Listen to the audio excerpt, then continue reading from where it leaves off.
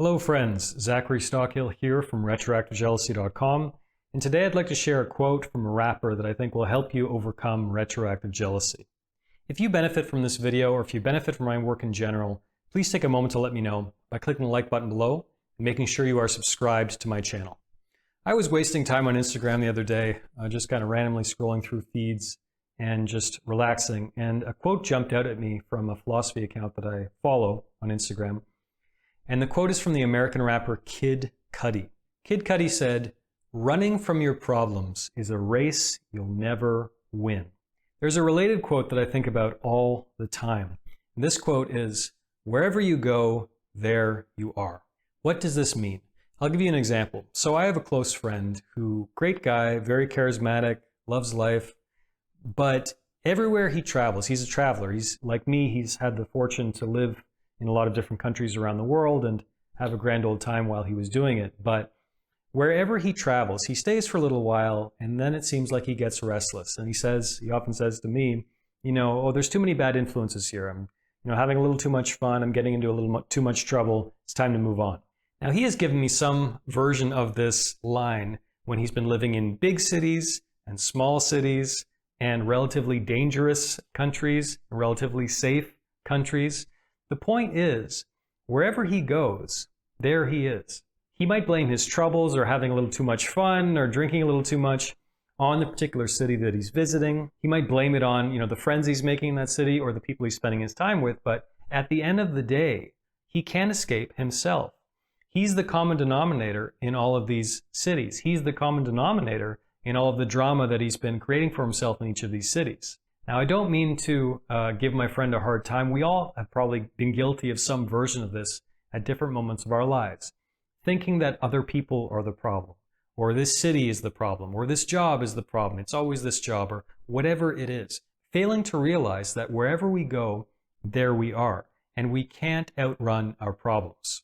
A lot of people write to me seemingly thinking they can outrun retroactive jealousy, or they can at least put off recovering from retroactive jealousy a little bit longer because, hey, my partner's put up with it for 2 years. A little bit longer is going to be okay. I don't really need to get serious about beating this problem because, they've reassured me that they love me, and I'm sure they'll hang around for a while longer.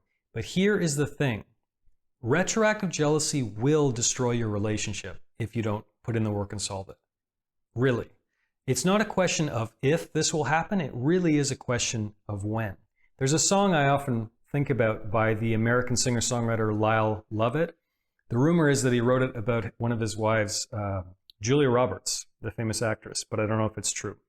Anyway, I'm a big Lyle Lovett fan, and the song is called "She's Already Made Up Her Mind."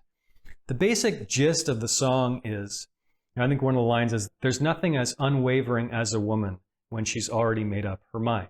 I think this can also hold true for men.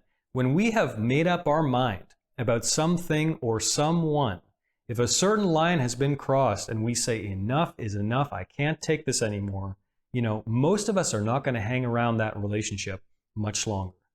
And your partner is likely no different. Everyone has their breaking point. I get heartbreaking emails from retroactive jealousy sufferers who, sign up for my course or read my book or whatever when it's too late, so to speak. When they're in the midst of a breakup, they're trying to pick up the pieces, they're trying to put things back together, and it's not going to work because the other person has already made up their mind. They can't take it anymore. They've put up with retroactive jealousy for a year, 5 years, maybe even 10 or even 20 years.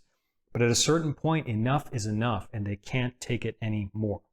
So all of this is to encourage you to really start putting in the work to beat this for good. If that means taking someone else's course, great. If that means reading someone else's book, great. If that means working with a therapist or coach, great. The point is, commit to beat this because you have all of the proof you need that it can be done. I have put up dozens of blog posts at this point, I don't even know how many, and all kinds of testimonials and video testimonials on my website from retroactive jealousy survivors from around the world. These people were some of the hardest cases I've ever seen. We're talking like 10 out of 10 retroactive jealousy. They put in the work, they managed to put it behind them for good, and they managed to save their relationships in time because they took their problems seriously. They didn't try to merely outrun their problems. They faced their problems head on and said, I'm tired of this. I'm done. I'm going to beat this before it beats me and before it destroys my relationship. So again, whichever approach you decide to take, fantastic. The point is to choose an approach and then really pursue it, really go all in. Give whatever method you're following, whatever course or book or therapist or psychologist, whatever you're doing, really give it a chance to work. Because if you don't, if you make the mistakes that I did in my first serious relationship, if you make the mistakes that thousands of people around the world make every day in not taking this problem seriously, just kind of hoping it'll go away on its own, hoping that your partner will still be there, 6 months from now if nothing has changed. If you make that mistake, I don't want to get an email from you someday saying, Zach, I wish I'd listened to you, but my relationship's over. I waited too long. I really hate getting those emails, and I don't want to get one of those from you.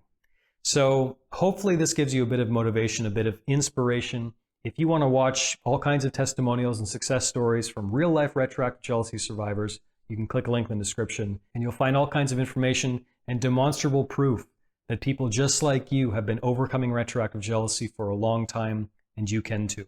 Thanks for watching this video. If you found this useful or inspiring in some way, please take a moment to let me know by clicking the like button below and making sure you are subscribed to my channel. Thanks very much, and I'll talk to you again very soon.